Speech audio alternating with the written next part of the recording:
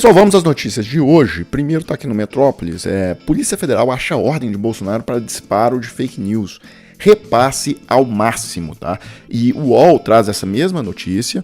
Bolsonaro pediu repasse máximo de ataque a urnas e ao STF, diz Polícia Federal. Ah, tem isso também, tá? No conteúdo da matéria diz que eram várias notícias falsas, etc., sobre a qualidade das urnas e também sobre o STF. E o Bolsonaro pedindo ali, não, repasse isso ao máximo e tal. Então pegaram essas mensagens. Bem, eu queria falar também um pouco do Deltan Dallagnol, tá? Ele falou que o herói da esquerda foi condenado a mais de 20 anos de prisão pelos crimes de organização criminosa, blá blá blá blá blá. A esquerda está bem de heróis, hein? Agora, o que eu acho curioso, que esse é o discurso geral do bolsonarismo sobre a questão do hacker. Ah, esse cara é um bandido e tal. Agora, se é bandido, por que, então, que vocês foram atrás do cara? Por que a Zambé? Por que o Bolsonaro recebeu o cara? Por que vocês pagaram o cara 40 mil reais? Então, isso aí é um argumento podre, né? Um argumento natimorto. E aquele Paulo Matias da Jovem Pan, ele tem dado umas tiradas muito boas lá. E ontem ele deu mais uma. O hacker é um criminoso? Sim, claro. Todos aqui concordam? Sem O dúvida. hacker é um criminoso? Sem dúvida. A justiça concorda com isso. Por que um ex-presidente da República tem que sentar com um criminoso? No Não tem que Palácio do sentar. Planalto. Essa é a minha dúvida. Não tem que sentar. E outra coisa, tem uma outra coisa importante aqui, que é o seguinte: se é criminoso, por que sentou com ele? Peraí, mas se nós vamos falar em criminoso... Por que sentou com ele? Lula levou Agora ele virou criminoso? Lula levou Eu respondo Ele pra você. virou criminoso Eu no respondo. segundo tempo? Eu respondo. Eu não tô entendendo. Vem pra cá, câmera, vem pra Mas o cá. que tem a ver o Lula com isso? Bem, pessoal, mas eu queria seguir aqui e falar dos BRICS. Vocês viram que o Lula tá na África do Sul. A reunião lá vai tratar de dois assuntos, né? Expansão dos membros e criação de uma moeda comum para fazer transações internacionais entre os membros. Bem, pessoal, o Jamil Chad do UOL, ele tá cobrindo esse encontro e no texto dele de hoje, ele até coloca aqui, né? A China quer um bloco para chamar de seu. E a diplomacia profissional brasileira, tá? Os membros de carreira do Itamaraty estão com muito receio dos acordos que podem ser fechados lá nessa semana nos BRICS. Por quê, tá? Primeiro, não é um clube de iguais. Tá? A China, ela, por exemplo, tem uma economia que é 10 vezes o tamanho da economia do Brasil e essa distância está aumentando. A economia da China também é maior, muito maior do que a economia de todos os outros membros do BRICS juntos. E aí eu acho que aqui é necessário, é fundamental a gente questionar o nível de dominação econômica que a China já submeteu o Brasil. Porque isso aqui, meu amigo, é questão de soberania nacional, tá? Essa privatização que teve em geral do sistema elétrico, as próprias estatais que pertenciam a estados, tudo isso caiu na mão de chineses. Lá em 2016, a Reuters dizia, né, a invasão chinesa no setor elétrico do Brasil está só começando, dizem especialistas. Hoje, quando você já pega a matéria aqui de 2021, por exemplo, aí você vê que até 2019 eles já tinham gastado 36 bilhões de dólares para comprar empresas de energia elétrica aqui no Brasil. E agora já se fala assim, né, chineses são os principais players do setor elétrico do Brasil, mostra isso tudo. Agora, quem dera que isso fosse só no setor elétrico, tá? Que é um setor estratégico para o país, tá? Mas é em todos os setores, tá? Eles estão comprando usinas de etanol, dominando o setor de etanol, o setor de agro, enfim. Esse mapa aqui, ele mostra bem como que mudou a figura, né? Em 2000, por estado aqui, para onde era o principal destino de exportação daquele estado, né? E agora em 2023 vocês vejam que a China dominou o país basicamente todo. É absolutamente assustador o nível de dependência do Brasil em relação à China quando a gente olha para onde vão as exportações do Brasil, tá? Ou seja, se a China por acaso quiser fazer uma sanção com o Brasil, ela derruba presidente, ela derruba quem que ela quiser, tá? A diferença para o segundo, terceiro lugar é monstruosa. Então a China tem que ser vista como um desafio, tá? Uma questão problemática para a soberania do Brasil.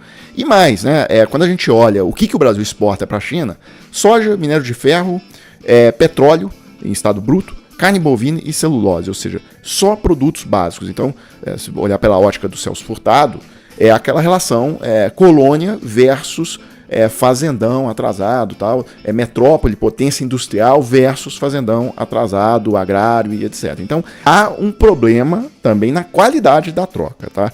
Aí a gente segue, porque essa dominação chinesa, tá? Ela é econômica, total, né? O Brasil basicamente é uma colônia econômica da China hoje. E aí, como de certa forma já era de se esperar, tá? Quem tem a dominação econômica, mais cedo ou mais tarde começa a ter também influência política, influência midiática, né? Quem que paga os anúncios da televisão brasileira? Cada vez mais empresas chinesas, empresas de carro, né? Então começa já a ter influência na pauta do que sai na própria televisão e tal. E aí eu li uma matéria ontem que eu fiquei extremamente preocupado, vou trazer aqui para vocês, porque a China já está fazendo uma penetração a ponto de vista de imprensa, de influenciadores, etc.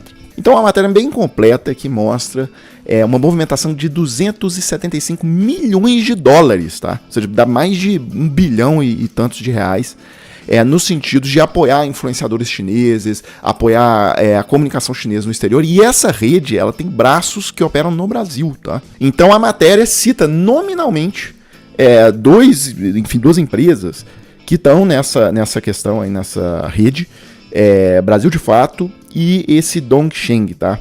O presidente desse instituto, o diretor, né, desse Instituto Tricontinental, é esse sujeito aqui, chama Vijay Prajat. E ele faz publicações nesses portais aqui, tá? Brasil de Fato, Outras Palavras, Opera Mundi e Brasil 247. Bem, pelo que eu entendi da reportagem, esse Dongsheng, apesar desse nome, né, ele seria uma espécie de influencer, youtuber, eu não entendi muito bem, mas ele chama Marcos Fernandes, ele aparece nesses vídeos, em alguns programas lá com Elias Jabbour. I send my greetings to the Chinese people, the communist part of China, and the longer. Thank you, Code Pink. Thank you to China's Not Our Enemy for having us here. I mean, I think the work you are all doing is. O Marco agora acabou de me apresentar a alternativa ao dólar. Pessoal, boa tarde. Meu nome é Elias Jabbour e vamos apresentar. Boa noite para quem está no Brasil. Bom dia para quem está na China. Então, para encurtar o assunto aqui, pessoal, a conclusão disso é o seguinte: eu sei que pelo texto do Jamil Chad, que a diplomacia profissional do Brasil, né, os quadros de carreira do Itamaraty, eles estão muito preocupados com essa questão de que são muitas ditaduras querendo entrar pro BRICS ali, né?